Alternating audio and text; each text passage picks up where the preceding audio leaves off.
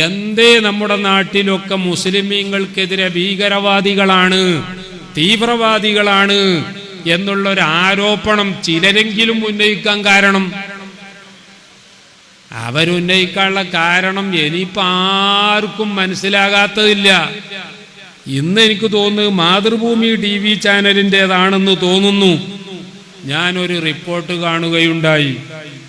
നമ്മുടെ കേരളത്തിലെ സുന്നത്തിയമായത്തിൻ്റെ ചില വിരോധികൾ യമനിൽ കൊല്ലപ്പെട്ട തൊലാൽ അബ്ദു മഹ്ദിയുടെ സഹോദരനെ വാട്സപ്പിലൂടെയും മറ്റും ബന്ധപ്പെട്ടുകൊണ്ട് ഇവര് പറയാണോലോ, നമ്മളെ കേരളത്തിൽ നിന്നുള്ള ചിലര് പറയാണോലോ, നിമിഷപ്രിയയുടെ ഖിസാസ് നിങ്ങൾ ഒരു കാരണത്താലും ഒഴിവാക്കാൻ പാടില്ല. നഊദുബില്ല. എവിടെ എത്തി ഈ വിരോധം, വ്യക്തിവിരോധം? എന്തും ചെയ്യാൻ ഇവരെയൊക്കെ പ്രേരിപ്പിക്കുകയല്ലേ പ്രിയപ്പെട്ടവരെ? അള്ളാനെ പേടിയുള്ള ഒരാൾക്കത് പറയാൻ പറ്റുമോ?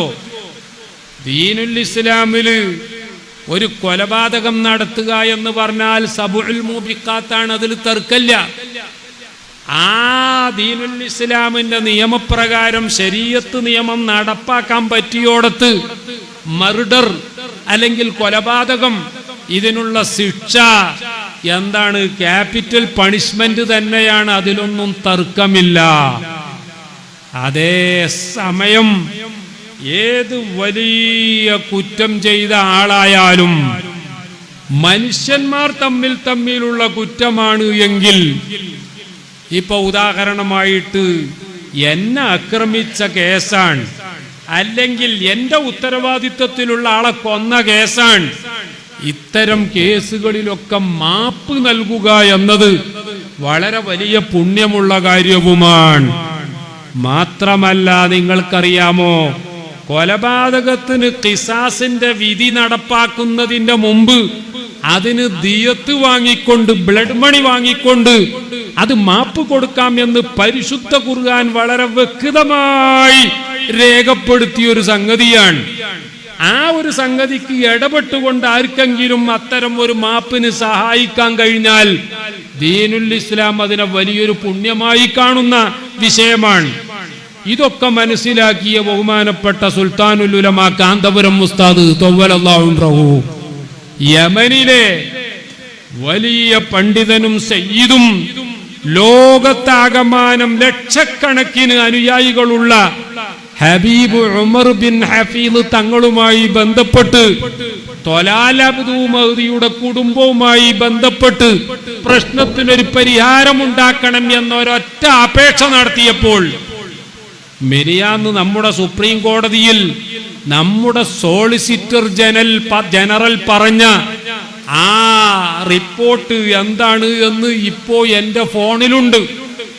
Solicitor general Venkata Ramani supreme കോടതിയുടെ ജഡ്ജിമാരുടെ മുമ്പിൽ പറഞ്ഞത്, there is a point till which we can reach and we have already reached that point, we may not be able to cross that point. എന്താ പറഞ്ഞത്?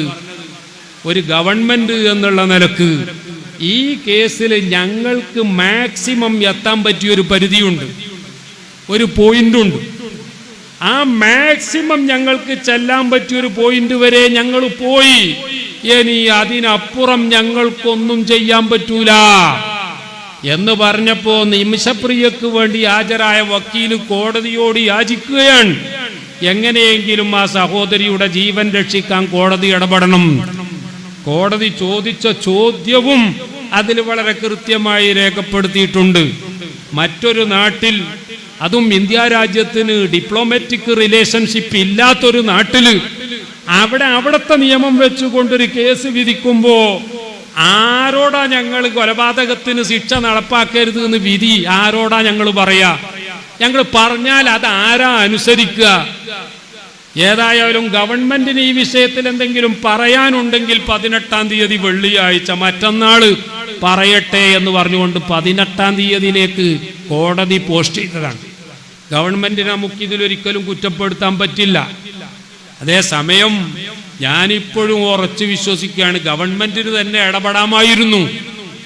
യമനിലുള്ള ഹൂത്തി ഗവൺമെന്റുമായി ബന്ധപ്പെട്ടിട്ട് അവരോട് പറയണം, നിങ്ങൾക്കെതിരെ ഇസ്രായേൽ നടത്തുന്ന അക്രമങ്ങളെ ഞങ്ങൾ ശക്തിയായി അപലപിക്കുന്നു. ഈ വിഷയത്തിൽ ഞങ്ങൾ ഇസ്രായേലിനെതിരാണ്. മാത്രമല്ല, നിങ്ങൾ ഇസ്രായേലിന്റെ കപ്പലുകൾ ആക്രമിക്കാൻ തയ്യാറായത് ഗാസയിൽ 60,000-ത്തിലധികം വരുന്ന പാവങ്ങളെ ബോംബിട്ടവർ കൊല്ലുന്നത് കൊണ്ടാണ്, ആശുപത്രികൾ തകർക്കുന്നത് കൊണ്ടാണ്, വാട്ടർ ടാങ്കുകളെ പോലും ബോംബിടുകയാണ്. മാത്രമല്ല, ഇൻക്യുബേറ്ററിലുള്ള കുട്ടികളെ, വെന്റിലേറ്ററിലുള്ള വൃദ്ധരെ, ലേബർ റൂമിലുള്ള ഗർഭിണികളെ വരെ അവർ ബോംബിട്ട് കൊല്ലുകയാണ്. ആ ഇസ്രായേലിനെതിരെയാണ് ഞങ്ങൾ ഈ ചെങ്കടലിൽ ഉപരോധം ഏർപ്പെടുത്തിയിട്ടുള്ളത് എന്നാണ് ഹൂത്തികൾ പറയുന്നതെങ്കിൽ ഇന്ത്യ ഗവൺമെന്റിന് പറയാൻ കഴിയണമായിരുന്നു, ആ ഇസ്രായേലിന്റെ ഇത്തരം പ്രവർത്തനങ്ങളെയൊക്കെ ഞങ്ങൾ ശക്തിയായി എതിർക്കുന്നു.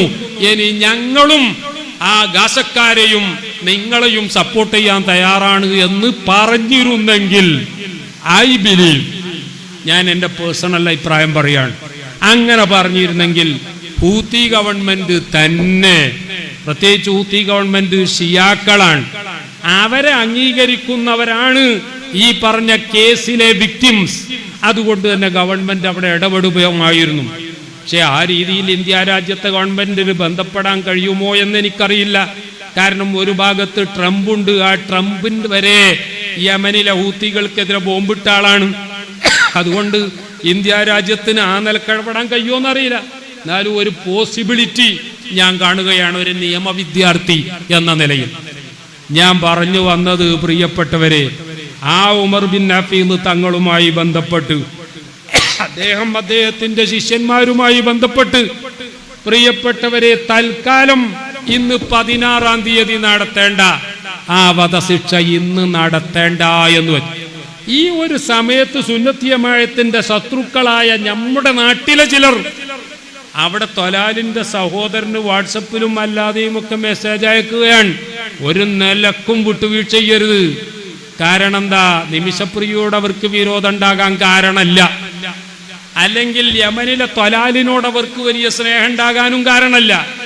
പക്ഷേ സൂഫി പണ്ഡിതനായ ഹബീബ് ഉമറോ, ആ സൂഫി പണ്ഡിതൻ ഇതിൽ ഇടപെടാൻ ബഹുമാനപ്പെട്ട കാന്തപുരം ഗ്രാൻഡ് മുഫ്തി ഓഫ് ഇന്ത്യയോ, എന്നാ പിന്നെ നിമിഷപ്രിയ കൊല്ലപ്പെടുക തന്നെയാണ് വേണ്ടത് എന്ന രീതിയിൽ ചിന്തിക്കുന്ന പല സംഘികളും, ഞാൻ അങ്ങനെ തന്നെ പറയുന്നത്, ഞാൻ നേരത്തെ പറഞ്ഞ നമ്മുടെയൊക്കെ പേരുള്ള ചില സംഘികളുണ്ട്, അവരെ അടക്കം ഉദ്ദേശിച്ചുകൊണ്ടാണ്.